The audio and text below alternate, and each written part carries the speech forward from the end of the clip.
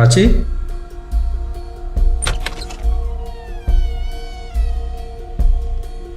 अरे बेटा तू तैयार नहीं अब तक? क्यों, क्या हुआ? देखिए ना अंकल, दीदी को सुबह से कॉल कर रही हूँ, कॉल लग ही नहीं रहा है। इतने मैसेजेस किए बट कोई रिप्लाई नहीं। पता नहीं कैसी होगी वो। तू टेंशन मत ले, गांव में नेटवर्क नहीं पकड़ रहा होगा। फिर भी अंकल, मेरा दिल बेचैन सा हो रहा है। दीदी की बहुत फिक्र हो रही है। मैं सुनीता को अच्छे से जानता हूं। वो फोन के मामले में कितनी लापरवाह है तुम्हें तो पता है ना। चलो तू जल्दी से तैयार हो जा, आज का दिन तुम्हारे लिए बहुत बड़ा दिन है, तुम्हें पता है ना। चलो जल्दी से तैयार हो जाओ, हमें निकलना है। Okay, that's a wrap.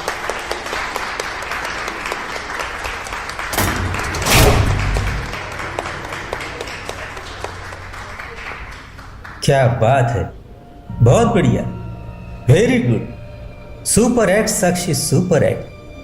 तुम्हारी एक्ट की जितनी भी तारीफ की जाए उतनी कम है। Thank you sir. सर सब कुछ आपकी बदौलत है। आप ही ने हमें इतना बड़ा ब्रेक दिया, हम पर भरोसा किया, मेहनत तो करनी पड़ेगी ना सर। हाँ, वो तो तुम्हारी मेहनत दिख ही रही है। अरे मेहनत का फल तो मीठा होता है, इसीलिए आज रात को तो पार्टी बनती है। एक्सक्यूज मी सर, मुझे कॉस्ट्यूम चेंज करना है। हाँ बिल्कुल बिल्कुल, मगर आज रात की पार्टी मत भूलना। Okay okay sir. Sharma ji, किसी को बोल के साक्षी को बाहर जल्दी भिजवा दीजिएगा, मैं यहाँ वेट कर रहा हूँ।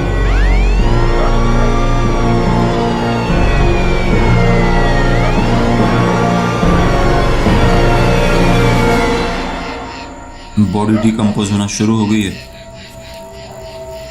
कीड़े लग गए। हाँ सर, शायद बॉडी को इधर से घसीट के लाया गया है।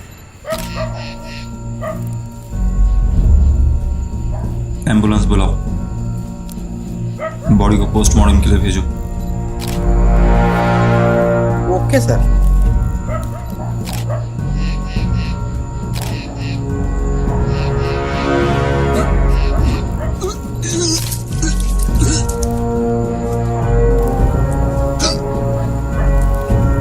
क्या बात है,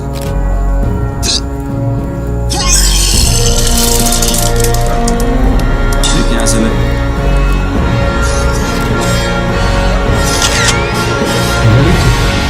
मैंने आपसे कहा था कि आज मैं आपको एक लड़की से मिलवाने वाला हूं, वो यही है, प्राची। देखिए ना सर,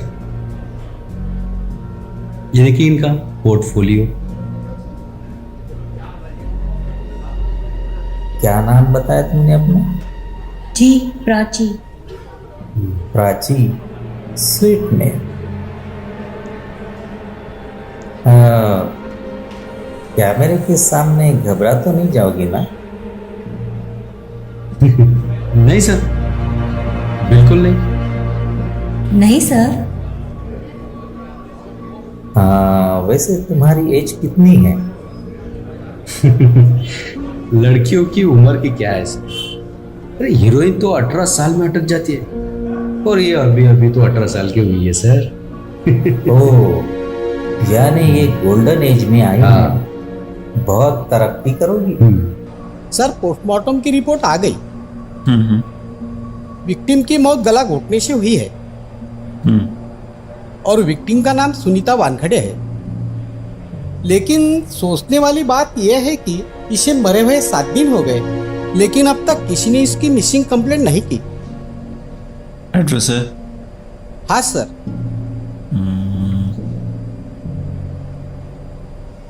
तो चलो फिर।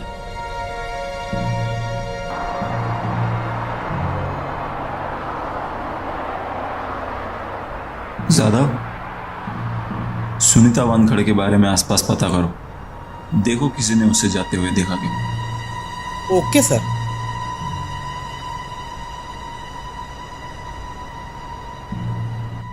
ये ताला यहाँ पे कब से लगा हुआ है? करीब 3-4 दिन से। किसी ने सुनीता वानखड़े को जाते हुए देखा यहाँ से? जी सर, मैंने देखा था। 3 दिन पहले वो इस घर को लॉक करके ओनर को चाबी देकर अपने अंकल के साथ चली गई। अंकल? जी सर, शांतिनगर में घर है, संदीप थोरात नाम है उसका। ये अंकल सुनीता वानखड़े का कोई रिश्तेदार है?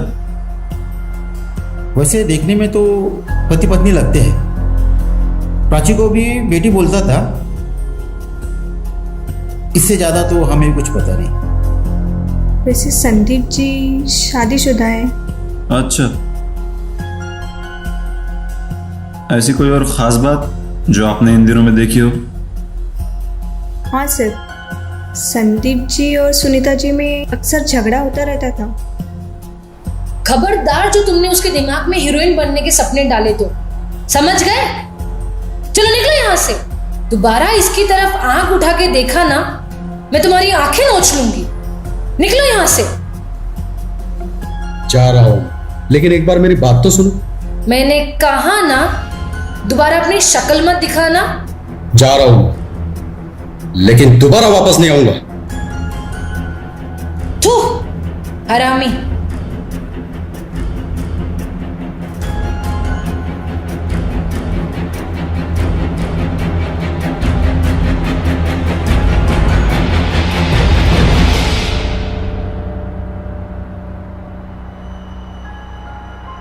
ये मकान मालिक का नाम क्या बताया आपने?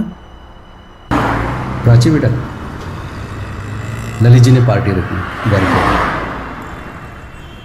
तुम उनके साथ चली जाओ। मेरा एक छोटा सा काम है, वो निपटा के फिर मैं आता हूं, ठीक है? पर उनके साथ? एक बात याद रखो, कामयाबी की सीढ़ी चढ़ने के लिए सबको खुश रखना पड़ेगा। तुम उनके साथ चली जाओगी, वो खुश हो जाएंगे, ठीक है?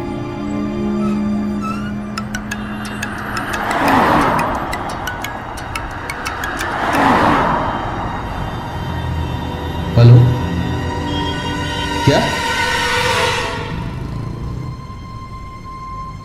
कब? कहां पे?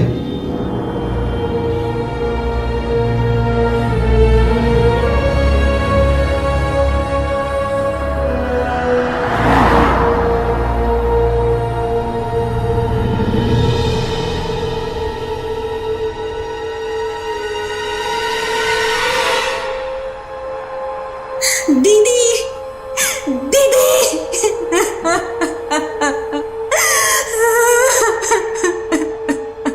रो मत बेटा, प्राची रो मत, संभालो अपने आप को। तेरा अंकल तेरे साथ है बेटा। प्राची, मैं हूं ना साथ। सब हमारी गलती है, हमें दीदी को अकेले जाने नहीं देना चाहिए था। हमें माफ कर दो दीदी, हमें माफ कर दो। बेटा, इसमें तेरी कोई गलती नहीं है।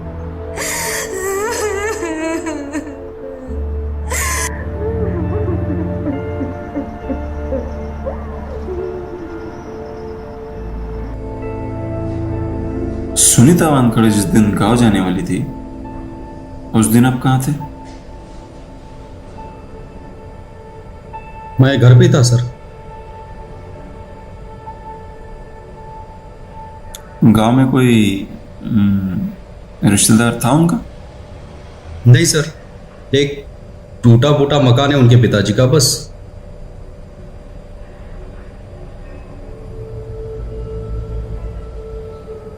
आपका और सुनीता वानखड़े का हमेशा झगड़ा हुआ करता था, क्यों?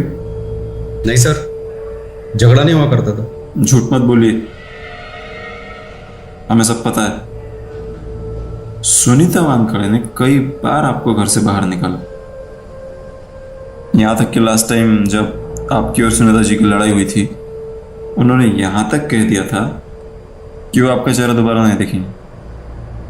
क्यों? दरअसल बात यह है सर कि सुनीता अपनी बीमारी की वजह से बहुत चिड़चिड़ी हो गई थी और इलाज के पैसों के लिए हमारा झगड़ा हुआ करता था। और इसीलिए आपने सुनीता वानखड़े को अपने रास्ते से हटा दिया। नहीं सर, ये बिल्कुल झूठ है। मैं तो उसे बहुत मानता था सर, और पिछले 20 सालों से मैंने ही उसे संभाला। आप चाहे तो प्राची को पूछ लीजिए। मैंने हमेशा सुनीता का ख्याल रखा है सर, हमेशा। सर मैंने अपनी जिम्मेदारी पूरी ईमानदारी से निभाई है, फिर मैं उसे क्यों मारूंगा सर? चाहे तो आप इंक्वायरी करा लीजिए।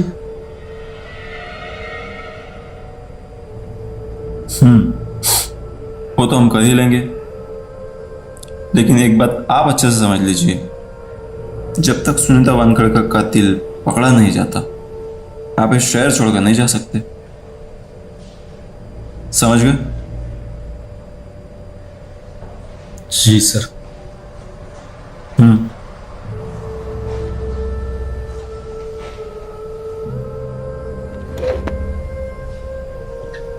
प्राची, आपकी बहन किसी बात को लेकर परेशान थी? नहीं सर, लेकिन हाँ, अपनी बीमारी को लेकर बहुत तकलीफ में थी वो।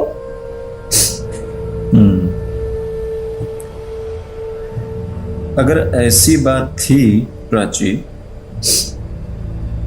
तुम्हारी बहन को गाँव गए तो 10 दिन हो गए, तुमने जानने की कोशिश तक नहीं की कि वो गाँव पहुंची है या नहीं।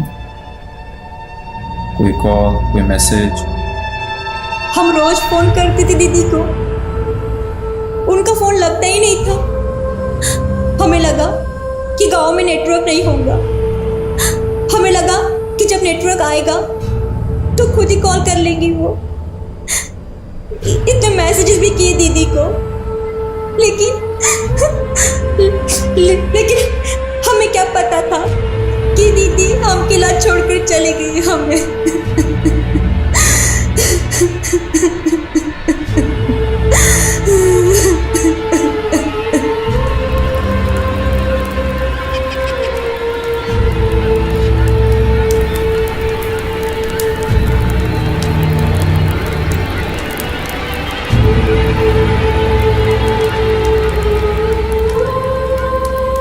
मुझे एक बात याद आ रही है।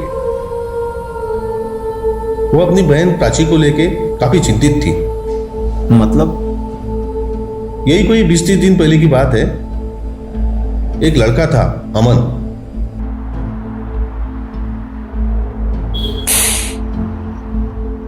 तेरी हिम्मत कैसे हुई मेरी बहन को हाथ लगाने की?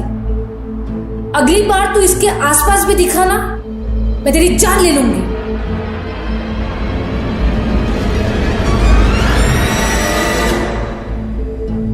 उसके बाद अमन मुझे नहीं दिखा और न ही सुनीता जी के साथ मुलाकात हुई।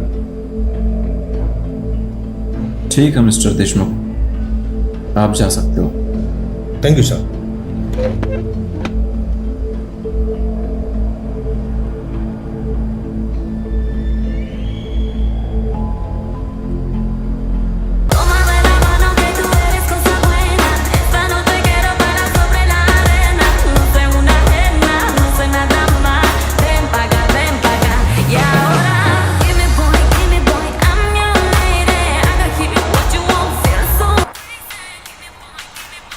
अमन, चल तेरा बुलावा।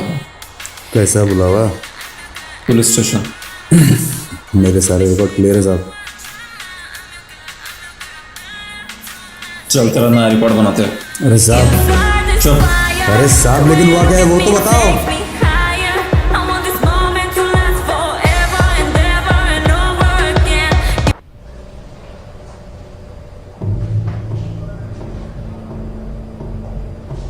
सुनीता वानखड़े को धमकी देकर आया था ना तू, कि उसे जान से मार देगा।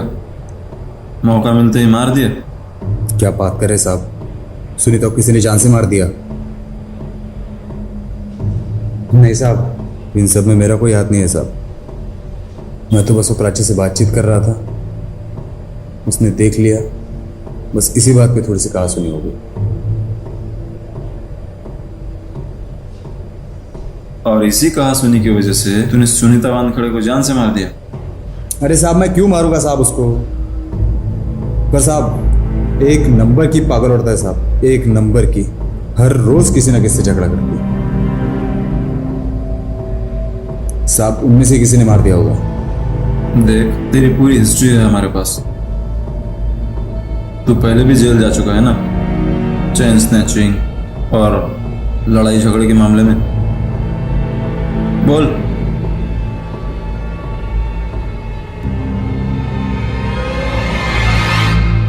मजबूरी में गलती हो गई थी साहब, उसकी सजा भी काट चुका हूं मैं। लेकिन मैं सच बोल रहा हूं साहब, मैंने कुछ नहीं किया। 17 अक्टूबर को कहां था तू? साहब मैं घर पे था, मैं कहीं नहीं गया। चाहे तो मेरी माँ से पूछ लो। तेरी मां से तो हम पूछ ही लेंगे, लेकिन एक बात तो अच्छी तरह से समझ ले, जब तक ये केस सॉल्व नहीं हो जाता तू ये शहर छोड़ के नहीं जा सकता।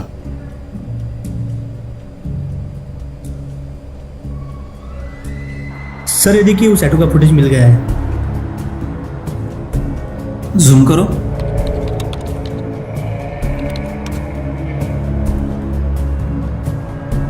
सुनीता वानखड़े का चेहरा साफ साफ दिखाई दे रहा है, और ऑटो वाले का नंबर भी। एक काम करो, उस ऑटो का नंबर लो और आरटीओ से सारी डिटेल्स निकालो। Okay sir. Good job.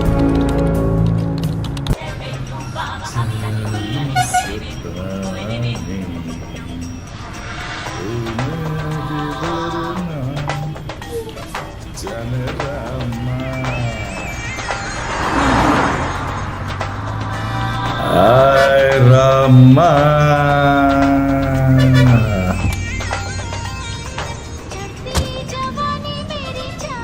क्या बोल रहे साहब, किधर चलना है? Police station.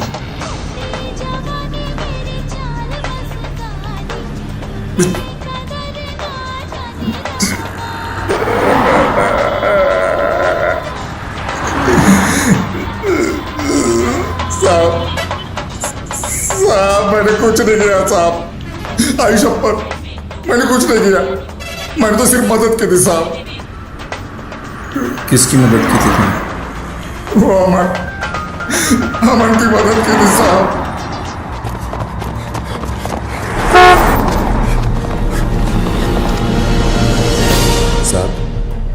साहब बलराम एक नंबर का झूठा है साहब, एक नंबर का धोखेबाज है साहब। उसकी बातों पे भरोसा मत करो साहब। बलराम का नाम हमने लिया कब बेटा? साहब गलती हो गई साहब, माफ कर दो साहब, गलती हो गई। चल अच्छा, अब ये बता, क्यों मारा तूने सुनीता वानखड़े को? साहब वो सुनीता की बहन है ना साहब, प्राची, उसके चक्कर में मार दिया साहब।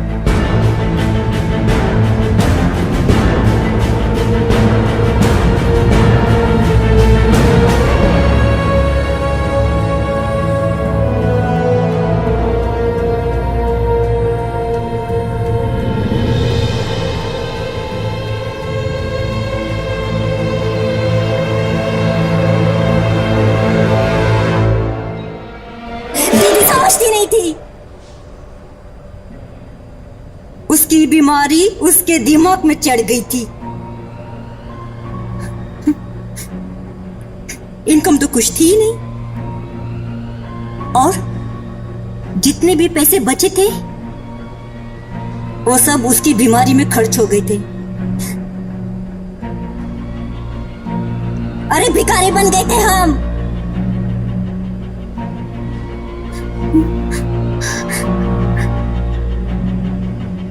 हमें हीरोइन बनना था, फिल्म लाइन में जाना था,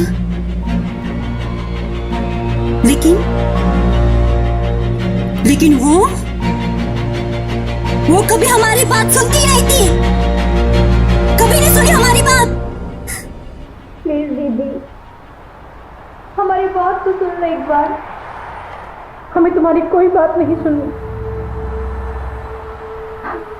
हम हीरोइन बनना चाहते हैं, नाम कमाना चाहते हैं। दीदी प्लीज।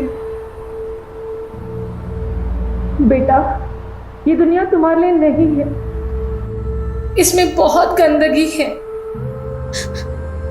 हम सब संभाल लेंगे, कुछ गलत नहीं होने देंगे खुद के साथ।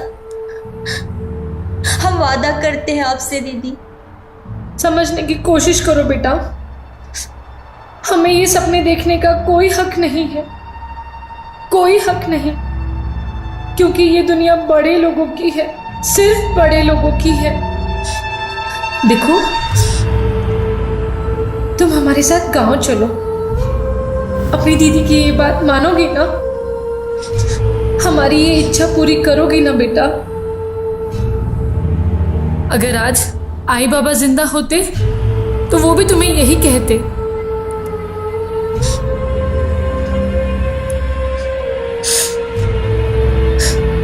ठीक है दीदी,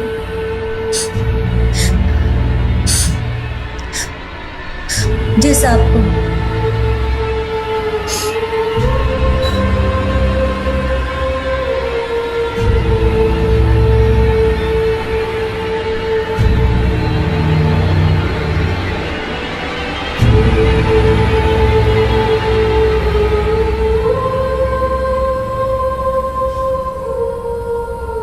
इसीलिए हमने अमन का यूज करने का सोचा। आदत बन गई है तो मेरी। आदत बना के रखना चाहता है तो उसके लिए ना तुझे एक काम करना होगा। तू जो बोलेगी वो करूंगा। दीदी ना गांव जाने वाली है, अगर तू उसको गांव जाने ना दे तो?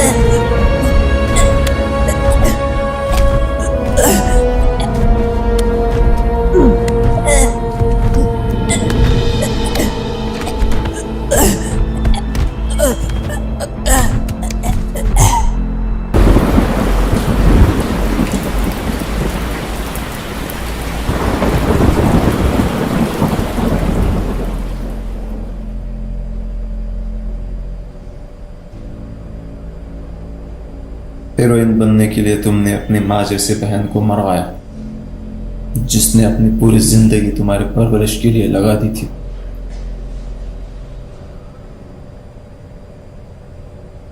शर्म आती है तुम जैसे लड़की को।